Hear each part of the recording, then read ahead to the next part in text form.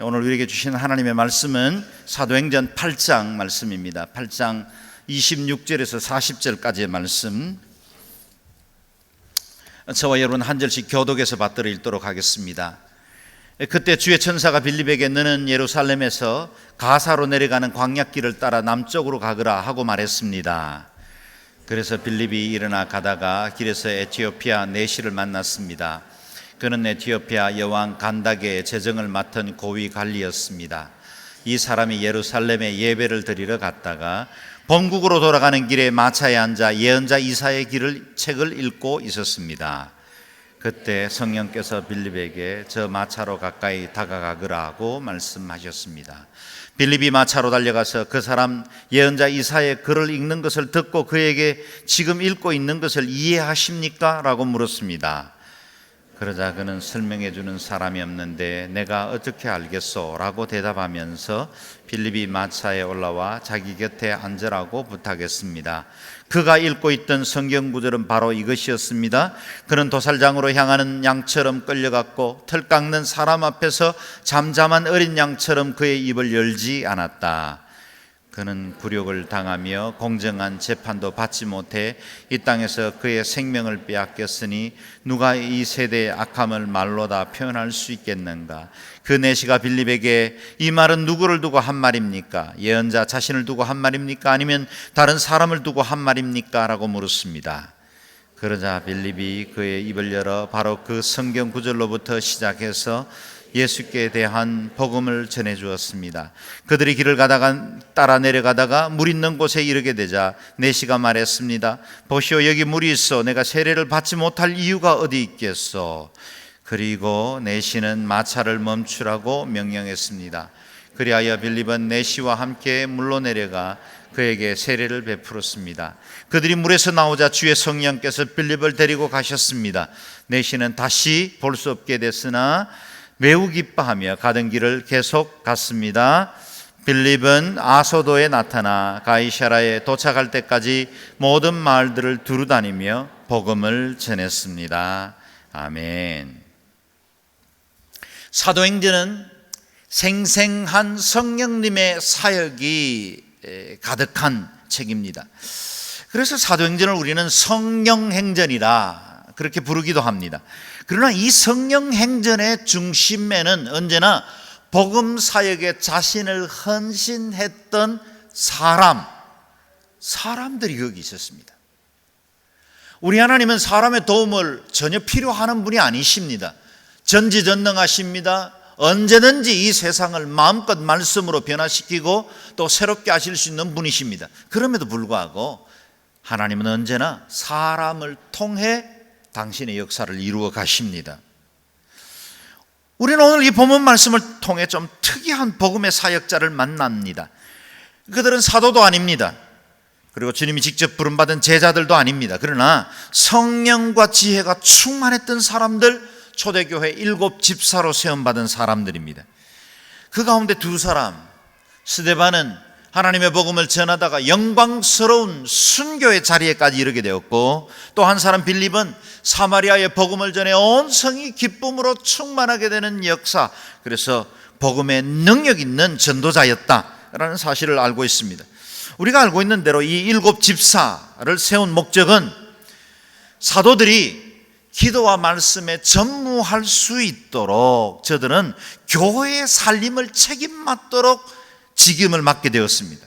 공동체 내에 가난한 사람들의 구제를 돕고 살림을 덕을 세워 관리하는 것이 주된 임무였습니다. 그러나 스데반과 빌립은 결코 교회의 행정을 하거나 또 살림을 살고 봉사하는 일들로 자신의 소임을 다했다고 생각하지 않았습니다. 그들은 목숨 걸고 복음을 전파했고 영혼 구원을 위해 사마리아로 이방 땅으로 흩어져 복음 전하는 전도자가 되었습니다. 오늘 본문 말씀에도 멈출 수 없는 열정으로 복음을 전하는 하나님의 사람 빌립을 만나게 됩니다. 26절 말씀을 다시 한 번 더 읽겠습니다. 시작. 그때 주의 천사가 빌립에게 너는 예루살렘에서 가사로 내려가는 광야길을 따라 남쪽으로 가거라 하고 말했습니다. 아멘.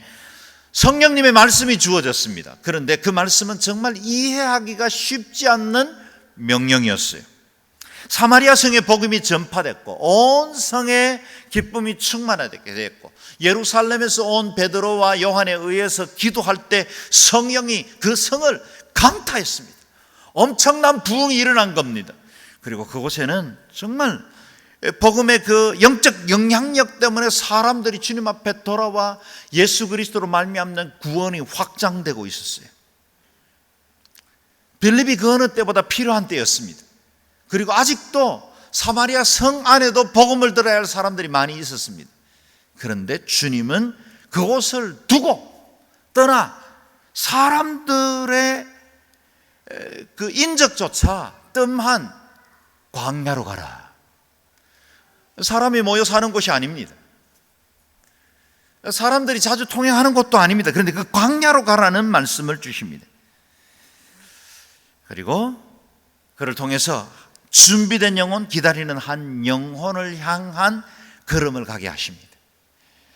우리 하나님은 복음을 들어야 할 사람이 있는 곳에 믿음의 사람들을 세우시기를 원하세요. 여러분이 왜 추계리에 살게 되셨습니까? 어쩌다가 양지로 이사 오셨습니까? 여러분이 용인이나 이천이나 이 인근 지역에 와서 살게 된 이유는 뭡니까? 하나님이 그곳에 여러분을 통해서 하실 일이 있습니다. 여러분, 믿음의 사람들은 참새 한 마리, 한 아사리온의 생명이 발려나가는 참새조차도 그 생명을 하나님이 허락하지 아니하시면 결코 땅에서 떨어지지 않습니다. 하나님은 믿음의 사람들, 하나님의 자녀들의 모든 걸음을 정하시고 우리의 모든 걸음엔 그분의 섭리에 찬 놀라운 계획이 언제나 우리와 함께하고 있다는 사실입니다. 여러분, 우리를 거기 두셨다면 우리를 통해서 잃어버린 영혼, 나를 통해서 하나님 나라가 확장되어야 할 일들이 있기 때문에 우리를 거기 세우신 것입니다. 제가 묻습니다. 여러분, 예수 그리스도를 사랑하십니까? 만약 이제 여러분이 예수 그리스도를 사랑하신다면 개인전도 하셔야 합니다. 내가 그리스도인인 것이 진짜라면 그리스도께서 이 땅에 오셨던 목적인, 우리가 성탄주간을 맞이했는데 성탄주간을 보내면서 우리가 다시 한번 우리 자신을 돌아보고 깨우쳐야 할 것은 이 땅에 오신 예수 그리스도의 목적이에요. 잃어버린 영혼들을 찾아오신 그리스도, 하나님께서 모든 열방이 구원받기를 원하시고 모든 민족 방언들이 주께로 돌아오는 것을 원하셔서 그 아들 독생성자를 보내셨습니다. 하나님이 기뻐하시는 일 중에 가장 기뻐하는 일은 영혼이 돌아오는 일입니다. 하나님이 즐거워하는 일 중에 가장 즐거워하는 일은 믿음의 사람들이 복음 전해서 그들이 그리스도께로 돌아올 때 하나님 천국에서 잔치를 베푸십니다. 교회 내에서 봉사의 직분을 잘 감당하는 것 너무나 소중합니다. 오늘 사역 박람회를 통해서 여러 사역을 섬기는 것 너무나 귀한 일입니다. 그럼에도 불구하고 우리가 놓치지 말아야 할 일은 개인 전도입니다. 우리의 잃어버린 영혼들을 향한 마음 결코 무심할 수 없습니다. 내려놓을 수 없습니다. 사도 바울은 내가 복음을 전할지라도 자랑할 것이 없으면 부득불하는 것이라고 말했습니다. 우리말 성경으로 고린도전서 9장 16절 말씀을 같이 읽겠습니다. 시작. 그러나 내가 복음을 전하는 것은 내게는 자랑할 것이 아닙니다. 그것은 내가 꼭 해야 할 일이기 때문입니다. 내가 복음을 전하지 않는다면 내게 화가 미칠 것입니다. 아멘. 복음을 전하는 일은 선택이 아니라 꼭 해야 할 일이라고 말씀하고 있습니다. 그리고 그 복음을 전하지 않으면 내게 혹 화가 미칠까 사도 바울은 복음 전하지 않고는 견딜 수 없다고 말하는 것입니다.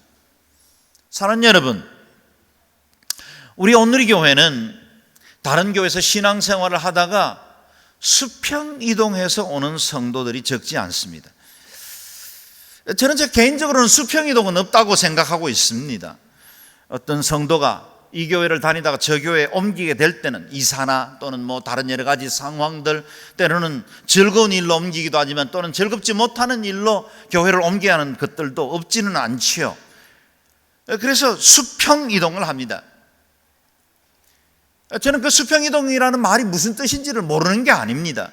이미 예수 그리스도를 구주로 믿고 하나님의 친백성된 사람이 또 다른 교회를 다니는 건 그 교회의 성장과는 사실은 엄격하게 말하면 아닐 수도 있다는 겁니다. 그래서 수평이동이라는 용어를 쓰죠. 그런데 제가 수평이동이라는 말 자체에 대해서 저는 동의를 하지 않는 이유는 어느 한 개인에게 있어서 교회를 옮긴다는 건 수평이동이라는 건 존재하지 않습니다. 만약 당신이 예수 그리스도께 온전한 예배를 사모하고 더욱더 믿음의 사람으로 살기 위해서 교회를 옮겼다면 그게 일차적인 진보 한 걸음 내디딘 것입니다.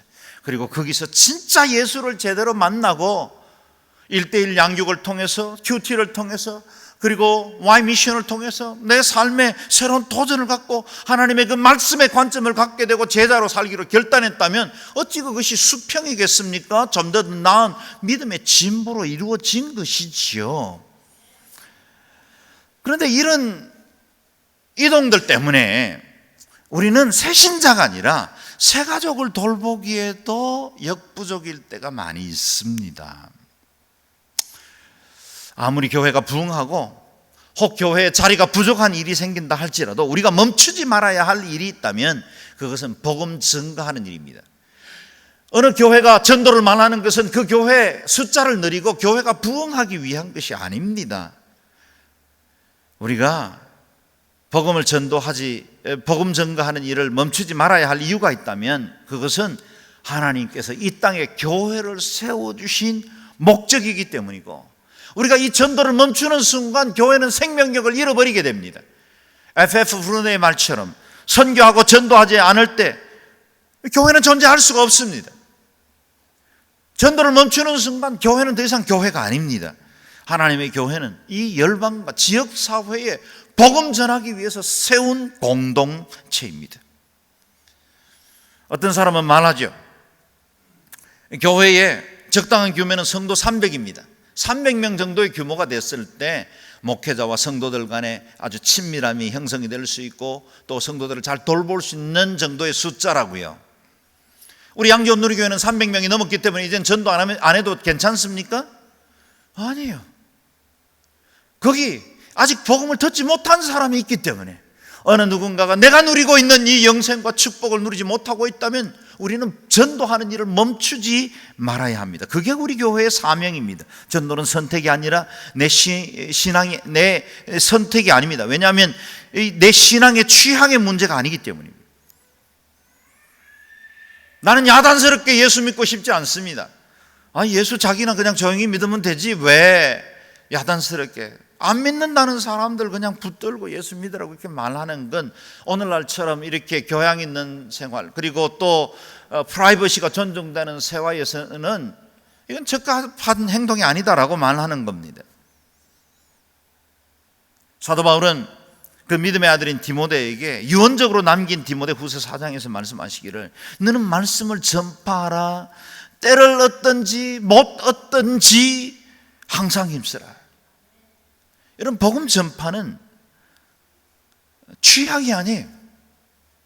마치 야구 선수가 홈런을 치고 나서도 나머지 3개의 폼을 다 밟아야만 1점이 득점되는 것처럼 우리가 신앙생활을 할 때 내가 다른 여러 가지 신앙생활을 다 해도 전도라는 홈을 밟지 않고 지나가 버리면 여러분 제대로 1점을 득점하지 못합니다. 그것처럼 우리의 신앙의 온전함으로 나아갈 수가 없습니다. 새해를 맞이하면서 저는 여러분에게 도전합니다. 복음 전해야 할 사람을 정하십시오. 적어도 5명 정도의 이름을 여러분의 수첩에 또 핸드폰에 기록해 놓고 그 영혼 구원을 위해서 계속해서 기도하시기를 바라고, 때를 얻든지 못 얻든지 그들이 예수 믿고 거듭날 수 있도록 복음 전하는 일에 최선을 다할 수 있기를 바랍니다. 우리가 이 같은 목표를 세울 때 오늘 성경 본문은 우리에게 굉장히 많은 것을 가르쳐 줍니다. 그래서 저는 원리를 찾아서 성경 말씀을 채용한 것이 아니라 오늘 본문에 기록된 전도의 5가지 원리 정도를 한번 정리해 보려고 합니다. 26절에 보면 주의 천사가 전도자 빌립에게 광야로 내려가서 복음을 전하라 그랬습니다. 광야에 누가 기다리고 있는지 말하지 않았어요. 광야 어느 지점쯤 가면 네가 그 사람을 만날 것이다 라고 말씀하지도 않았어요. 막연해요. 광야로 가라고 말씀하신 거예요. 여러분, 주님의 명령은 때로 이렇게 막연하게 주어져요. 우리 앞에 무슨 일이 일어날지 몰라요.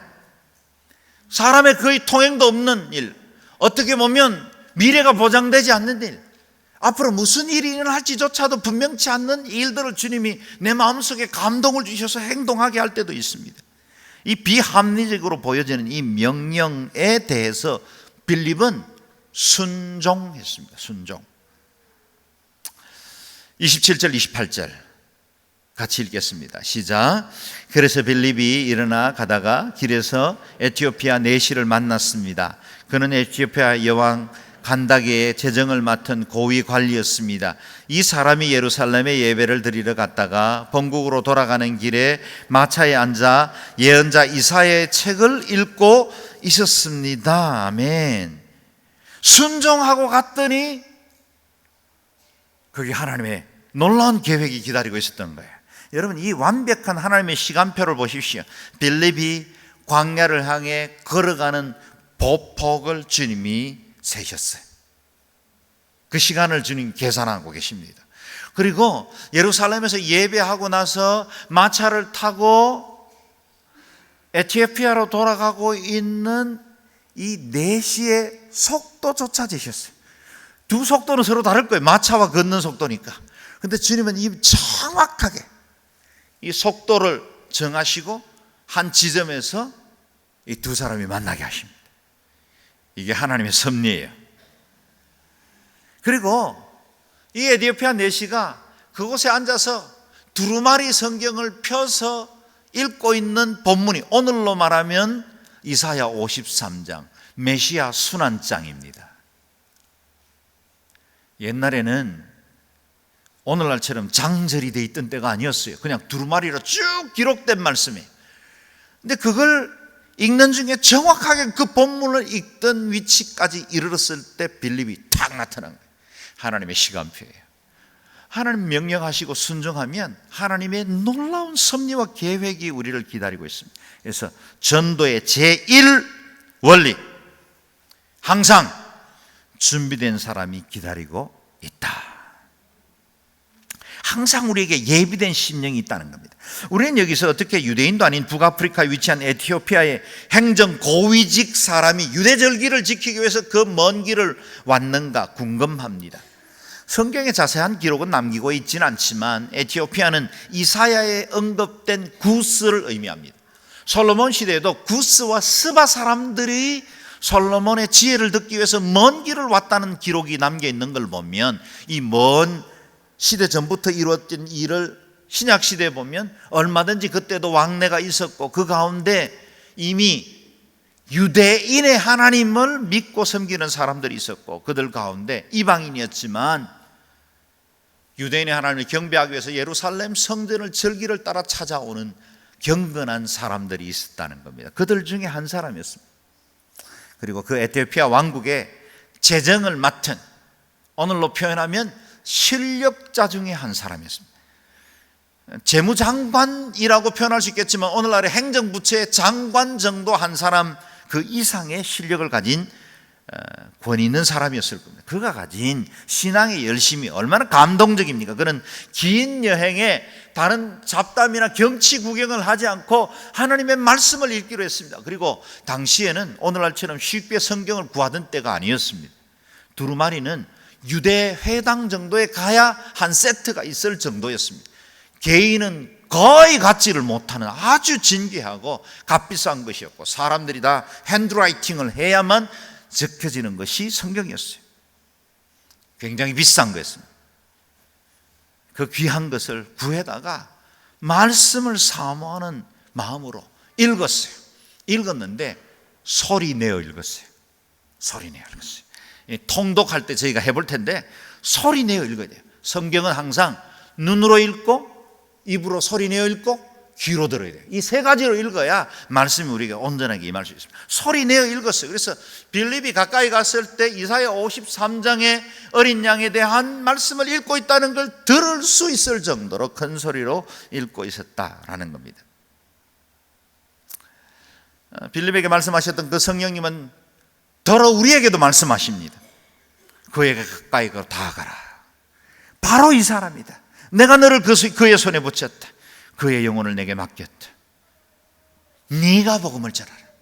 우리 주변은 때로 여러 형편과 어려운 상황들 때문에 마음이 많이 무너져 있고 무언가에 의지하고 싶고 붙들고 싶어 하는 사람들이죠. 그걸 느껴지는 그때는 바로 복음 전하라고 말씀하시는데, 그 사람 아이고 참 이번에 어려움 당했네, 안타깝네, 그렇게 끝나면 안 돼요. 그때는 복음 전하라는 성령님의 음성이에요. 복음 받을 수 있는 가장 좋은 시간이에요. 그러나 한편 오늘 복음이 전파된 과정을 보면 그냥 단순히 사업이나 또는 건강의 어려움을 겪었기 때문에 복음이 쉽게 전해지는 게 아니에요. 오늘은 전혀 다른 상황입니다. 이 가난한 복음 전도자죠. 떠돌이 복음 전도자입니다. 그런데 그 앞에 나타난 복음 들어야 할 사람은 고관 대작의 행렬입니다. 에티오피아의 실력자이기 때문에 아마 비서 한두 명만 데리고 이동하진 않았을 거예요. 마차의 행렬이에요. 그리고 그는 실력자입니다.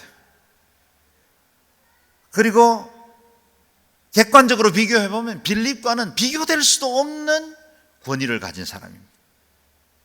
그런데 이 무명의 떠돌이 사역자가 그 권력을 가진 사람에게 복음을 전하는 겁니다.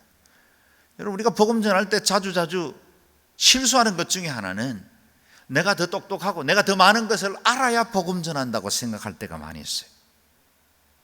그러나 복음은요, 내가 가진 그 진리, 그게 복음의 가장 중요한 거예요. 복음 전도의 제2원리 같이 한번 읽어볼까요? 시작. 당신이 가진 복음은 다른 어떤 것보다 가치 있고 소중한 것이다. 아멘. 아멘. 여러분, 세상에서 많은 지식을 가지고 있고 더 똑똑한 사람을 만나더라도 만약 그가 복음을 가지고 있지 않다면 여러분이 가진 그 복음이 저들을 도울 수 있어요. 우리가 가진 복음보다 더 귀한 것은 없어요. 아무리 똑똑한 사람이라고 해서 여러분 이 자리에 앉아서 설교 들으면 제 말이 쉽게 이해될 것 같습니까? 천만에요. 여러분, 지금 여러분의 귀에 성경이 들려지고 제 설교가 이해되기 시작한다면 그건 여러분은 지금 대단한 영적 수준 안에 들어와 있는 거예요. 성령님이 여러분을 만지고 계시는 거예요. 여러분, 이게 아무에게나 주어지는 게 아닙니다. 만약 그것이 사실이라면 여러분 복음 전할 수 있어요. 어렵고 힘든 사람, 나보다 못 배운 사람들에게 복음 전해야 한다, 이런 생각을 버리세요.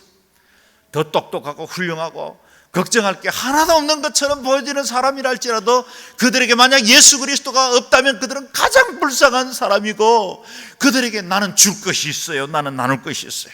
왜냐하면 나는 다른 어떤 것보다 가치 있고 소중한 생명의 복음, 영생의 복음을 소유하고 있기 때문입니다.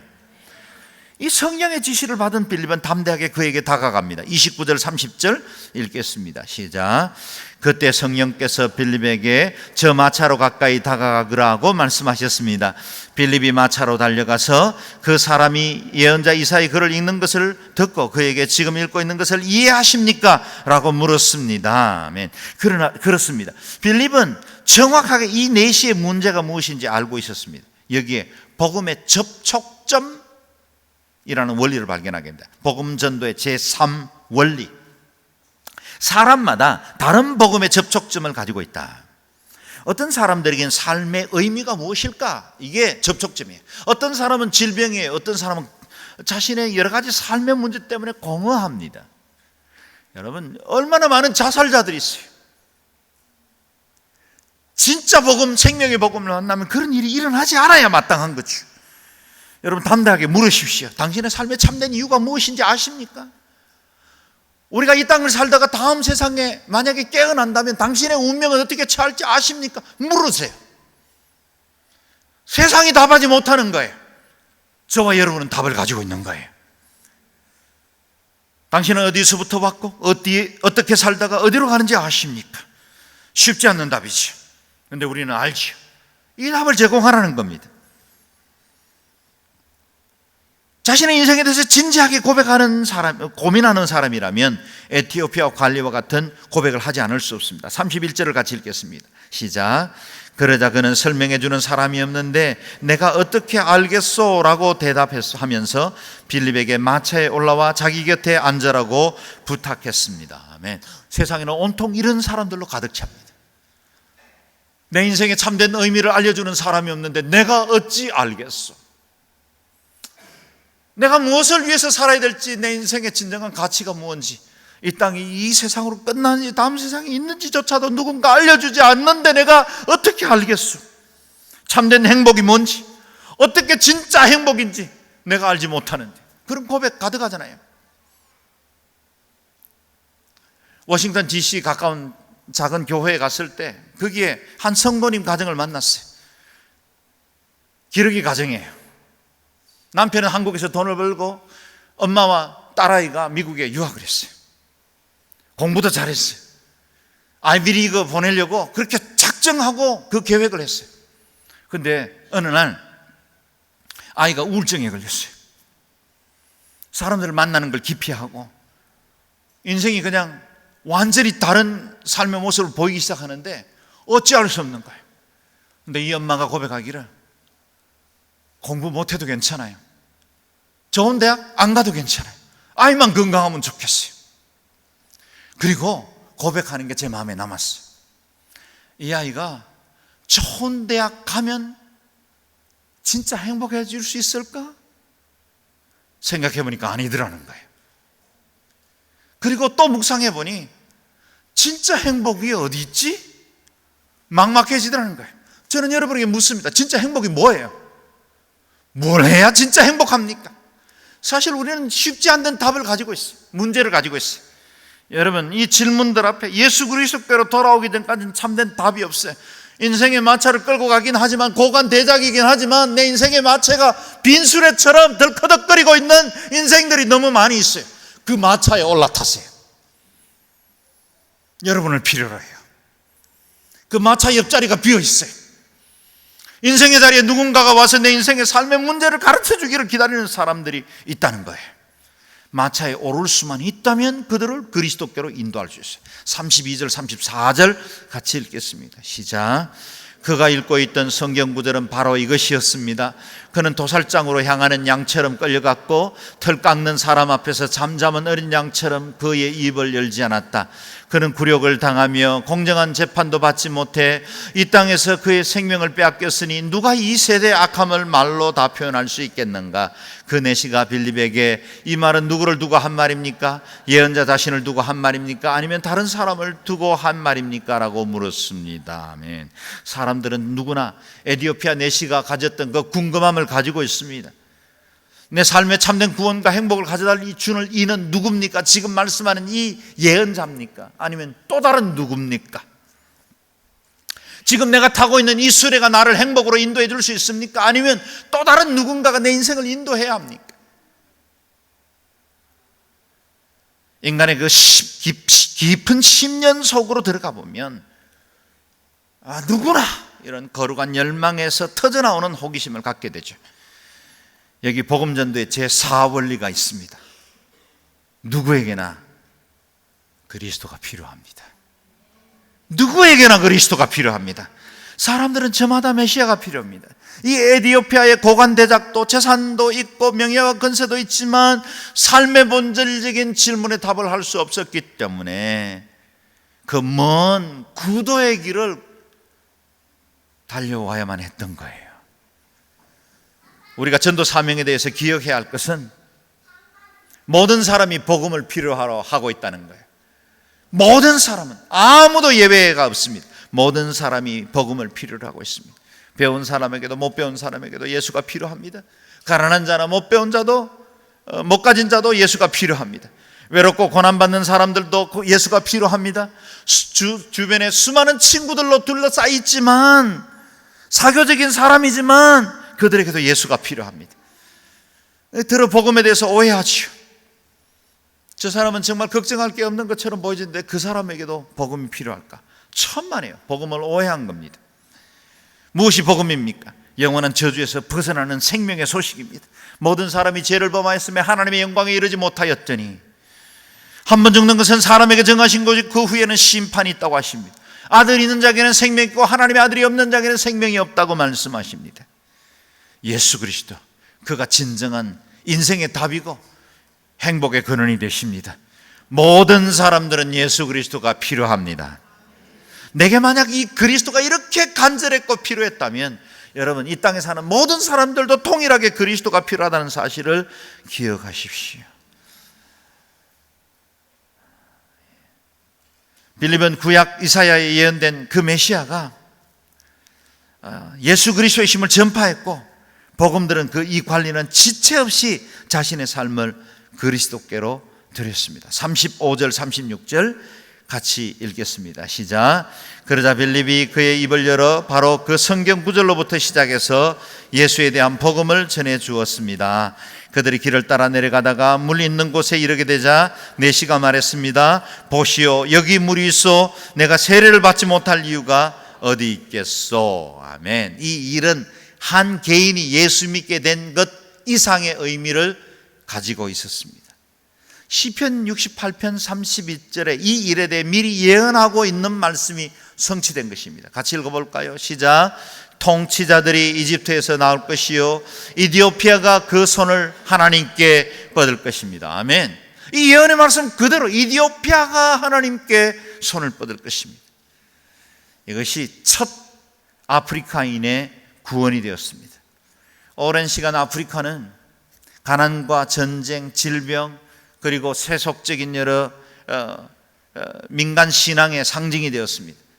그러나 지난 100년 동안 아프리카는 단 5% 정도밖에 되지 않던 그리스도인들이 폭발적으로 성장을 해서 지난 100년 동안 아프리카, 사하라 이남 지역의 아프리카 사람들에게는 약 45%가 그리스도인이 되었습니다.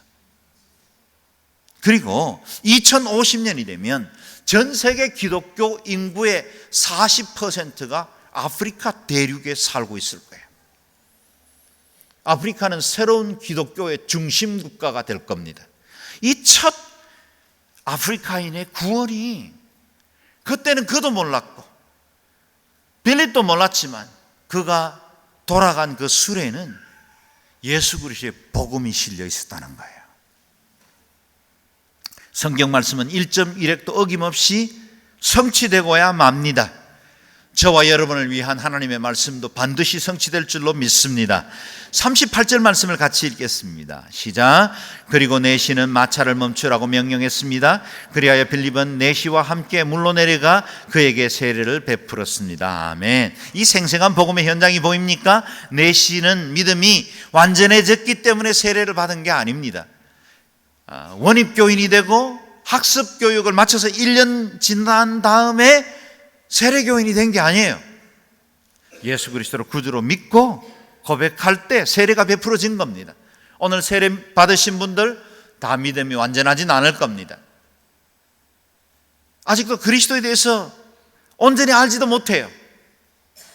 그러나 세례 받기로 결정하신 겁니다. 이제 그리스도와 함께 살기로 결단하고 이제 믿음의 길을 걸어가기로 결정한 겁니다. 결혼식장에 들어서신 분들 아시죠? 신랑 신부로 웨딩드레스를 입고 결혼식장에 들어섰지만 그 남자에 대해서 그 여자에 대해서 다 알고 들으셨어요? 다 모르고 온 거죠. 작은 사랑을 갖고 살면서 사랑 키우기로 결정하고 그렇게 식장에 겁도 없이 들어왔죠. 무식한 겁니다. 그런 남자였다는 줄 알았다면, 그렇죠? 쉽지 않는 결단을 하고 무조건 들어서는 거예요. 여러분, 세례도 그렇습니다. 다 알고 예수 믿는 거 아니에요. 믿음의 결단, 작은 믿음 근거를 가지고 내가 이 신앙생활 해보니까 좋은 게 있구나, 그리고 믿음의 결정을 내리는 겁니다. 여기 물이 있는데 지체할 일이 무엇이 있겠습니까? 세례 받는 겁니다. 그리고 세례 받고 그 믿음이 자라나고 그리스도와 동행하면서 모난 것, 부정한 것 깎아내고 그것들 허물 없어지면서 성장하는 거예요. 담배 끊고 술 끊고 세례 받으려, 언제 받으려고요? 그냥 세례부터 받는 겁니다. 그리고 믿음 생활이 성장하는 거예요. 옛날 우리의 악습이나 잘못된 행실들 주님 앞에 내가 좀 더 자격을 갖춘 다음에 세례 받으려면 세례 못 받는 거예요. 그리스도를 사랑하고 내가 믿음 생활을 시작하는 것으로 내 신앙에, 내 인생에 복이 있겠구나, 그렇게 결정하거든. 그냥 세례 받는 겁니다. 그리고 믿음 안에서 새로워지는 거예요. 세례 받는 순간 도육한 목사가 세례 준 게 아니라 성부, 성자, 성령이 세례하시기 때문에 그때부터 하나님의 임재와 능력이 함께할 줄로 믿습니다. 마지막으로 39절 40절 말씀 읽겠습니다. 시작. 그들이 물에서 나오자 주의 성령께서 빌립을 데리고 가셨습니다. 내시는 그를 다시 볼 수 없게 됐으나 매우 기뻐하며 가던 길을 계속 갔습니다. 빌립은 아소도에 나타나 가이사라에 도착할 때까지 모든 말들을 두루다니며 복음을 전했습니다. 물에서 나오자마자 빌립은 성령님이 이끄시는 대로 갑자기 사라져서 다른 곳으로 이동을 해버렸습니다. 그리고 내시는 그 병거에 올라 다시 에티오피아로 걸어갔죠. 옮겨가게 됐죠. 거기에 이제는 예수 그리스도라는 복음을 싣고 에티오피아 땅에 자국 자민족 복음화를 위해서 나가게 되었어요. 저는 오늘 세례받은 분들이 중국 선교를 위해서 나가는 분들이 되었으면 좋겠어요. 이곳에서 세례받는 분들이 그리스도 안에서 더욱더 강력한 하나님의 일꾼이 되어서 이 지역사회와 열방을 변화시키는 하나님의 사람으로 세워지기를 바라고, 오늘 말씀들은 저와 여러분이 다시 한번 전도자로 서서 복음에 반응하는 적극적인 하나님의 사람으로 이끌 수 있기를 바랍니다. 마지막으로 복음 전파의 제5원리만 읽어보겠습니다. 제5원리 시작. 복음에 반응하거든 결신하도록 적극적으로 이끌라. 두려워하지 마십시오. 담대하게 복음을 전가하는 저와 여러분 되시기를 주의 이름으로 축원합니다. 이 시간에 함께 기도하겠습니다. 통성으로 기도할 때 하나님, 내 삶과 우리의 인생 가운데 예수 그리스도가 온전히 주인 되게 해주시고 내 삶을 통해서 많은 영혼들을 주께로 구원하고 얻는 일에 쓰임받는 저희들이 되게 도와주옵소서. 한 1분 정도만 통성으로 기도하겠습니다. 자비로